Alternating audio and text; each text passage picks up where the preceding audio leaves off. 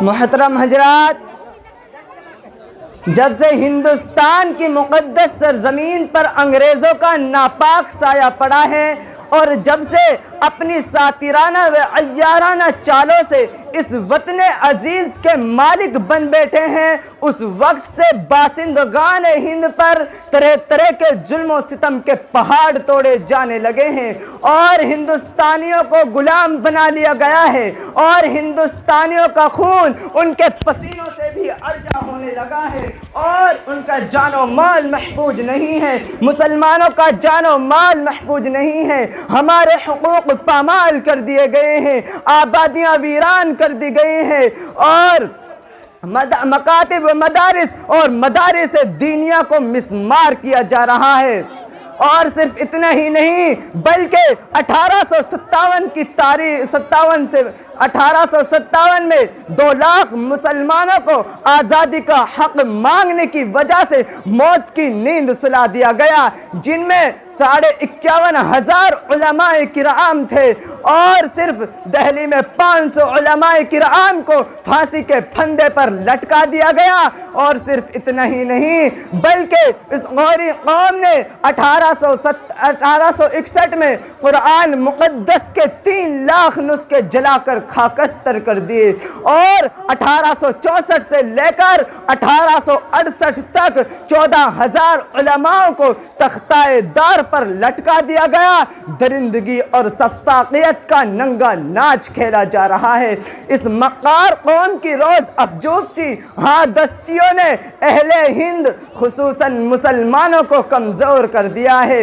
زمانہ کی تاریخیاں، موسم کی کالی کالی گھٹائیں، احوال کی نزاکتیں ہندوستانیوں کو کمزور کر رہی ہیں، اس لیے سربقف کفن وردوس ہو کر میدان انقلاب میں نکلنا پڑے گا اور اپنے اکابر کی قربانیوں کا بدلہ لے کر اس منحوس قوم کو اس وطن عزیز سے نکال کر ہی انشاءاللہ دم لیں گے۔ اس لیے اے عبید اللہ، تم افغانستان جاؤ، وہاں آزاد قبائل کو ہندوستان پر حملہ کے لیے تیار کرو اور امیر حبیب اللہ خان والے افغانستان کو اس نازک وقت میں خدمت اسلام کے جابازان اقتدار پر آمادہ کرو۔ جب تک یہ گوری قوم اس ملک میں رہے اس وقت تک ہم چین کی نیند نہیں سوئیں گے۔ یہ ملک ہمارا ہے، ہم نے اس پر 800 سال تک حکومت کی ہے، 800 سال تک حکومت کی ہے۔ لال قلعہ یہ قطب مینار، تاج محل یہ سرخ مینار ہمارے عظمت کے گواہ ہیں، اس پر ہماری حکومت ہوگی۔ سر حسین احمد مدنی کو شیخ الہند محمود الحسن نے عبید اللہ سندھی کو افغانستان کے لیے روانہ کر دیا ہے تاکہ وہ آزاد قبائل کو ہمارے خلاف جنگ پر آمادہ کرے، اس لیے بہت غور و فکر کی ضرورت ہے۔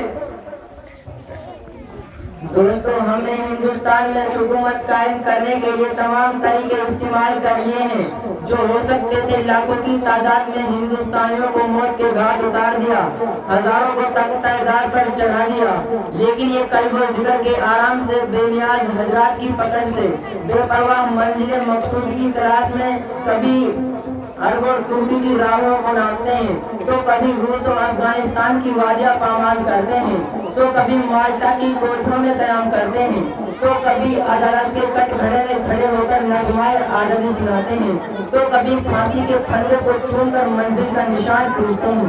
آخر اس کی وجہ کیا ہے؟ ہم ان پر حکومت کیسے کر سکتے ہیں؟ سر ہندوستان میں سب سے زیادہ بیدار مسلمان ہے اور جنگ آزادی صرف مسلمانوں نے لڑی ہے۔ مسلمانوں میں جب تک جذبہ جہاد شعبہ شہادت موجود ہے اس وقت تک ہم لوگ ہندوستان پر حکومت نہیں کر سکتے، لہذا ان کے دلوں سے جذبہ جہاد کو ختم کرنا ضروری ہے اور جذبہ جہاد کو مسلمانوں کے دلوں سے اس وقت تک نہیں نکالا جا سکتا جب تک ان کے علم اور ان کی آسمانی کتاب قرآن موجود ہے۔ لہذا سب سے پہلے ان کے علم اور قرآن کریم کو نشانہ بنایا جائے۔ جب ہم اس میں کامیاب ہوں گے صفحہ ہستی سے ان دونوں چیزوں کا نام و نشان مٹا دیا جائے۔ نہ تیرا ہے نہ میرا ہے یہ ہندوستان سب کا ہے، نہ تیرا ہے نہ میرا ہے یہ ہندوستان سب کا ہے، نہیں مانی گئی یہ بات تو نقصان سب کا ہے، ہزاروں ندیاں مل گئی ہیں اس میں مگر وہ دکھلائی نہیں پڑتی، ہزاروں ندیاں مل گئی ہیں اس میں مگر وہ دکھلائی نہیں پڑتی، مہاساگر بنانے میں مگر احسان سب کا ہے۔ محترم دوستو، آپ کو معلوم ہے کہ جب سے اسلام کا ظہور ہوا ہے، انگریزوں کے برابر اسلام اور مسلمانوں کو کسی قوم نے نقصان نہیں پہنچایا۔ انگریزوں نے 200 برس سے زیادہ عرصہ سے اسلام اور مسلمانوں کو فنا کر دیا ہے۔ اس نے ہندوستان کی اسلامی طاقت کو فنا کیا، لوگوں کو اور عمارہ کو قتل کیا، ان کی فوجوں کو برباد کیا، حکومت اسلامیہ کو تہو بالا کیا، خزانوں کو لوٹا اور اپنے اقتدار کا خزانہ قائم کیا اور اپنے قوانین کو جاری کیا، اپنے ملک کو غنی اور ہندوستان کو کنگال کیا۔ ہندوستان اور خصوصاً مسلمانوں کو انتہائی ذلیل و لادار اور بے روزگار بنایا۔ مسلمانوں سے ہندوستان کے دوسرے مذہب والوں کو متنبع کر کے دشمنی کی آگ بھڑکائی اور ہر جگہ بے ہتھیار کیا اور کمزور کیا، اور ان ظالم عدالتوں نے خلاف اسلام قوانین جاری کیے۔ گرج ہر طرح سے اسلام اور مسلمانوں کو ہندوستان میں برباد کیا، لیکن جب مسلمانوں نے اپنی فطری اور شرعی آزادی کے لیے جد و جہد کی تو ان پر اس قدر مجرم ڈھائے کہ ان کی یاد سے بھی جی تھراتا ہے۔ جب وقت پڑا تھا گلشن پر مجھ ہی سے لہو کا دان لیا، جب وقت پڑا تھا گلشن پر مجھ ہی سے لہو کا دان لیا، اور میرے ہی لہو کی چھینٹوں سے ہولی بھی منائی لوگوں نے۔ استقبال وطن 1857 کی تاریخ اور اس سے پہلے کے واقعات دیکھیے، اور وہ وعدے جو 1857 سے پہلے کیے تھے اور جو 1857 میں ہوئے وہ مسلسل دوڑے جا رہے ہیں۔ گرج ہندوستان کے مسلمانوں کو ساتھ خصوصاً اور تمام ہندوستانی باشندوں کے ساتھ عموماً وہ شرمناک معاملے کیے جو ہندوستان جنت نشاں تھا وہ جہنم نشاں بن گیا، وہ ہندوستان جو دولت و ثروت کا مرکز تھا وہ فقر و فاقہ، اخلاص اور تنگ دستی کا اڈا بن گیا، وہ ہندوستان جس میں علم و حکمت کے سمندر تھے وہ جہالت اور بددینی اور چٹیل میدان بن گئے۔ پتا پتا بوٹا بوٹا حال ہمارا جانے ہیں، پتا پتا بوٹا بوٹا حال ہمارا جانے ہیں، جانے نہ جانے گل ہی نہ جانے باغ تو سارا جانے ہیں۔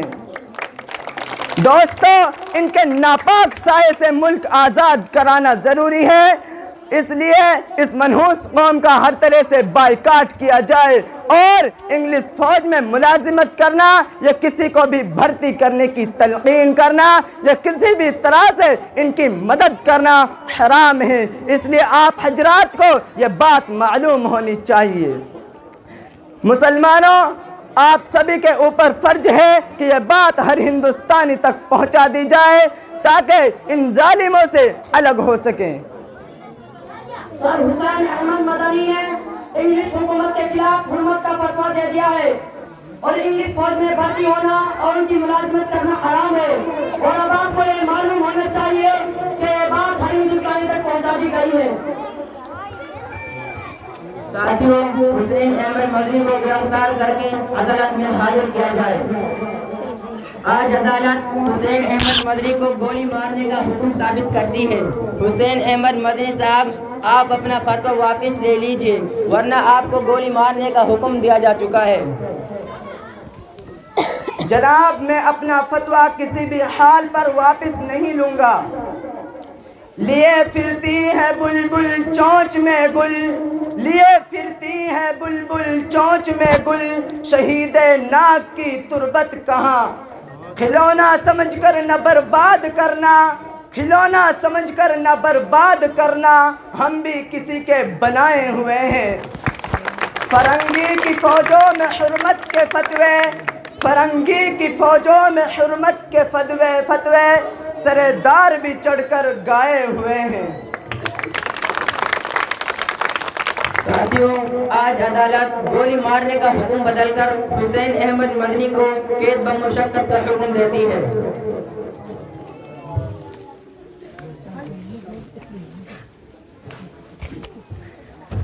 مجھے مردہ نہ بولو، مجھ میں اب بھی جان باقی ہے۔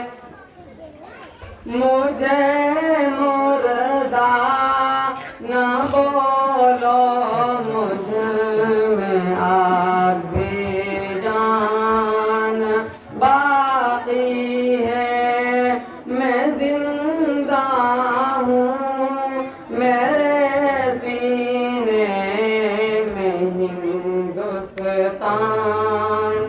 باقی ہے۔ میں زندہ ہوں، میرے سینے میں ہندوستان باقی ہے۔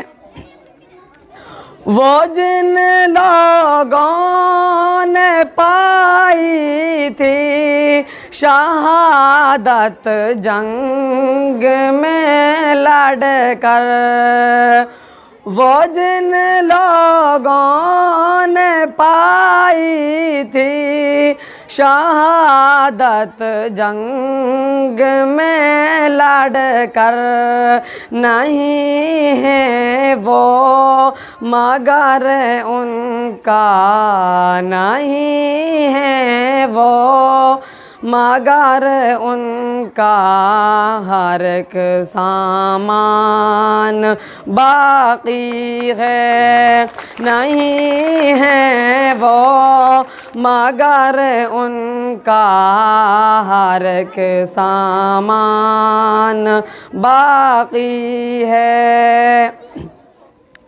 محبت کیسی ہوتی ہے وطن سے دیکھ لو آ کر، محبت کیسی ہوتی ہے وطن سے دیکھ لو آ کر، شہیدوں کے ہنسی چہروں، شہیدوں کے ہنسی چہروں پہ جو پہچان باقی ہے، شہیدوں کے ہنسی چہروں پہ جو پہچان باقی ہے۔ مجھے مردہ نہ بولو، مجھے میں اب بھی جان باقی ہے۔ میں زندہ ہوں، میرے سینے میں ہندوستان باقی ہے۔ ہزاروں زندگی مل جائیں مجھ کو تو وطن خاطر، ہزاروں زندگی مل جائیں مجھ کو تو وطن خاطر، ہزاروں بار مر جاؤں، ہزاروں بار مر جاؤں، ابھی ارمان باقی ہے، ہزاروں بار مر جاؤں، ابھی ارمان باقی ہے۔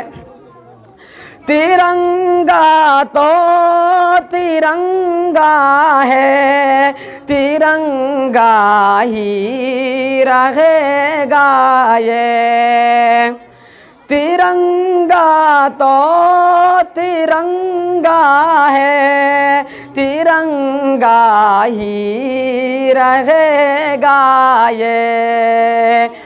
मेरी नज़रों में चाहे मान, मेरी नज़रों में चाहे मान या ना मान बाकी है। मेरी नज़रों में चाहे मान या ना मान बाकी है।